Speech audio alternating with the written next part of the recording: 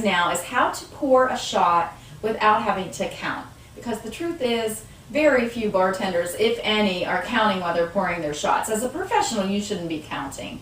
There's so much going on around you, and loud music and people talking. You're adding prices in your head, trying to remember people's names, taking drink orders, trying to multitask. So you really can't be counting while you're pouring your shot. So what we want to teach you is our technique called the tail.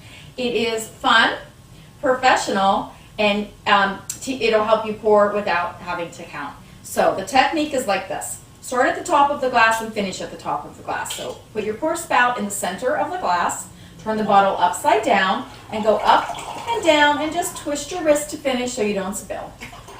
Just like this. You want to practice over and over. So put the pour spout at the top of the glass, turn the bottle upside down, up, down, and finish with a twist of the wrist. We'll practice over and over and over until you're not spilling any, because initially you probably will spill a little. You get the feel. And then after you've done that a while, you're not spilling, then practice filling up the jigger to get a feel for what 1.5 ounces would be. And do that a couple of times, and after you feel like, okay, I got the feel, now I want to do it in the glass without the jigger. So do it immediately after you fill the jigger so you don't forget. Then after you feel like, okay, I know what 1.5 ounces is, I've got the technique, I'm not spilling, check yourself by measuring. So pour into the glass and then measure, and here we have a perfect shot. And I promise you guys, it's really not that hard. You'll probably have a perfect shot most of the time.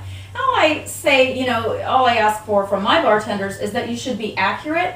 So perfect would be flat.